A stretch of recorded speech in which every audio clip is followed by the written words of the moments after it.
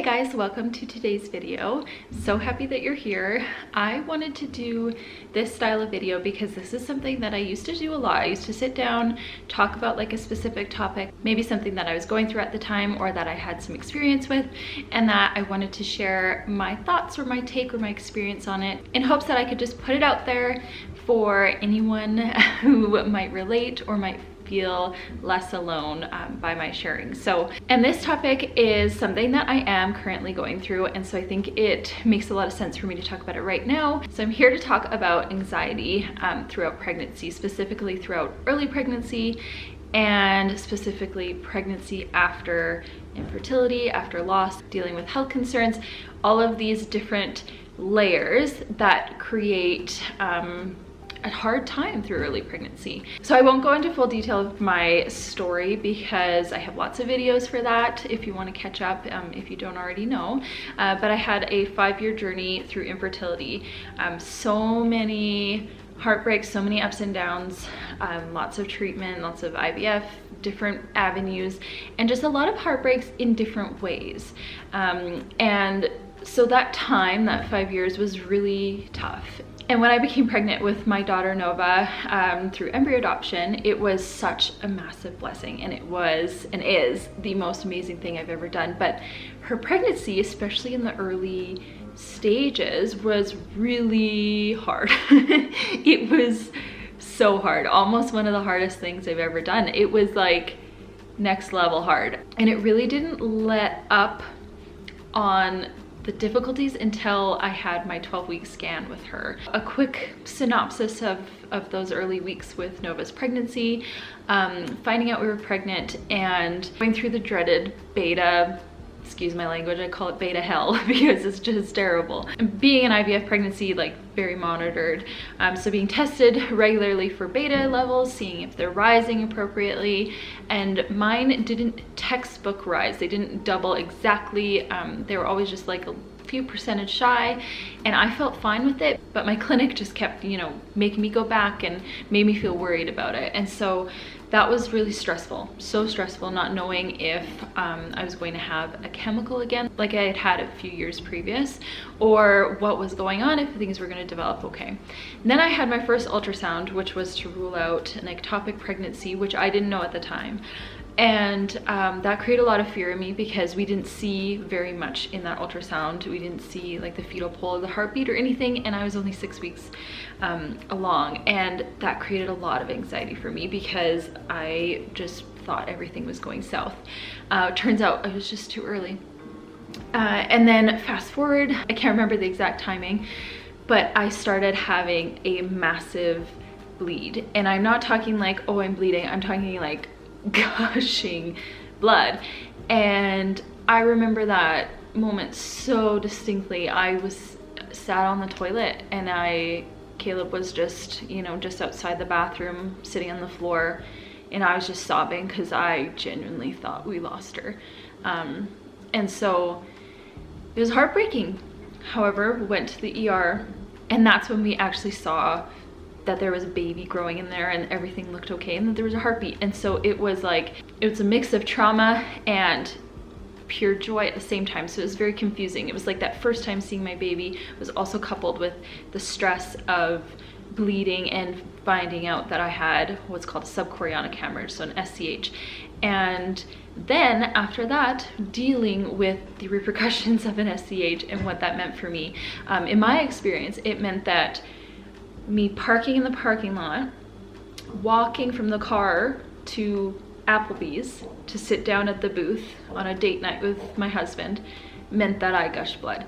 And it was just that small walk like that. That's all it took, was just some movement for me that would trigger the bleeding. And it was so much fear built into that I just didn't want to walk anywhere. I just wanted to sit.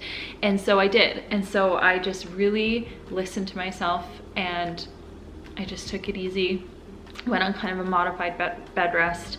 And even though those bleeds didn't necessarily mean that I was losing the pregnancy, I did have a pretty significant size SCH, and so I knew there were risks that, that it could dislodge and I could lose, but it was also just very anxiety inducing seeing blood and seeing that much of it. So another thing that we dealt with was that there was an enlarged yolk sac, and that was something I didn't know anything about, didn't really pay attention to. This is my first time being pregnant. It was actually on YouTube here, comments were like, what's going on with that? Like, that looks different. Like, you should talk to your doctor about that. And a red flag came up, like, oh my gosh, is there something more to be worried about? And so when I brought it up with my fertility specialist, he had to kind of give the spiel of, well, some doctors believe that this could be signify chromosomal abnormalities. And so we kind of had to go down that road of fear, wondering if baby was going to be born with something or incompatible with life. And so I dealt with a lot of fear in that first trimester.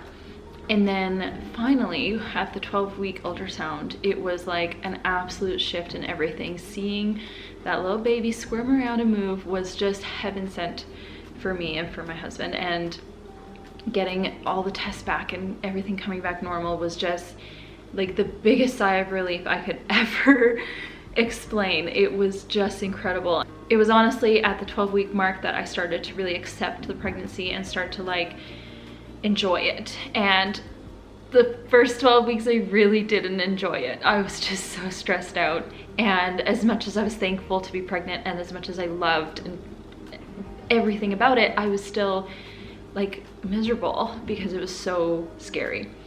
So that's that little bit of history there. And so I feel like that really plays a part into right now. So currently today I am 10 weeks and 2 days pregnant with my second baby, and this is also an embryo adoption baby, full genetic sibling to my daughter Nova, and is our second embryo adoption transfer. However, is our 5th transfer overall. Anyways, this pregnancy has been a literal flip.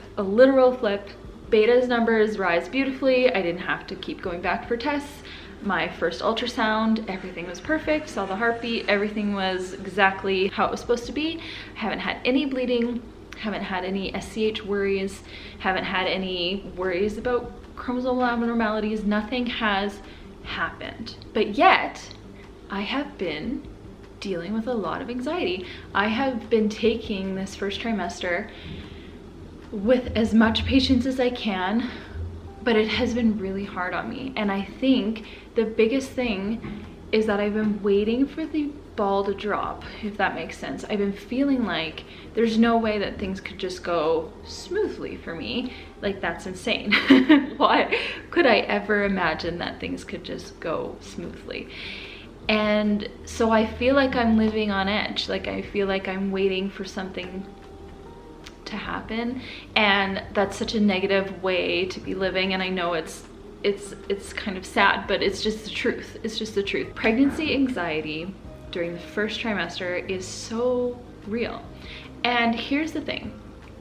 I wanted to talk to you about this today because, one, it has been so prevalent in my life right now. It's something that I'm going through every day, thinking about it, but also because I don't think it gets talked about.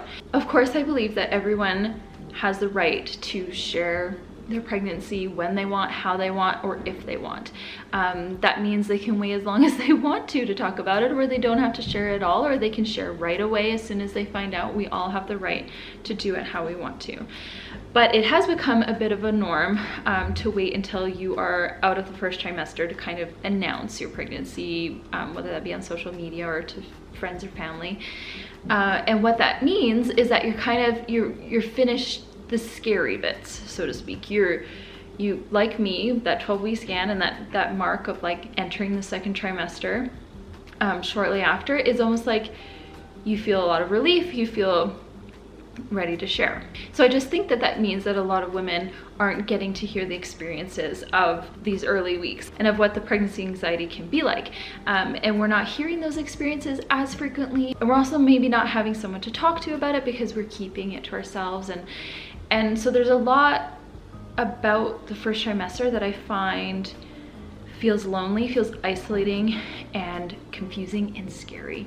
And then you add on the fact that you're exhausted and that you have nausea and you don't feel well and you're it's a lot. It's so much to handle. So now, like I said, I am 10 weeks and I was able to listen to the heartbeat for the first time on my Doppler at home, and that provided a lot of reassurance for me as well. I also had my first midwife appointment.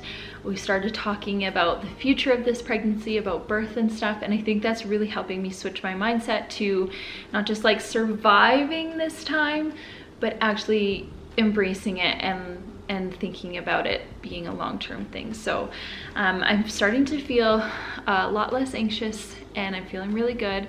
I still have that little bit of like waiting for the ball to drop, but I'm trying really hard to let that go and to just enjoy this time because it's so special.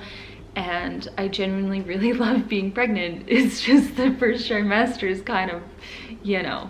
But let me know in the comments below if you can relate, or if you've had a similar experience. I'd love to hear your story. Remember that everybody's experience is so different from one another's, and it's even different pregnancy to pregnancy, which I am very quickly realizing. And if you're finding that you are dealing with anxiety and it's unmanageable, I definitely recommend and encourage you to seek resources, to seek help professionally, to talk to somebody. You don't have to deal with it alone. You don't have to carry this alone. There are resources out there for you. So I hope you enjoyed today's video. I know it's a little different from content that I've been doing lately, but like I said, this is just something I've been going through right now, and I feel like my place here on YouTube has always been about sharing my life, sharing my experience, but most importantly about being a source to be able to relate to you guys. So anyways, thank you guys so much for watching. I'll see you next time.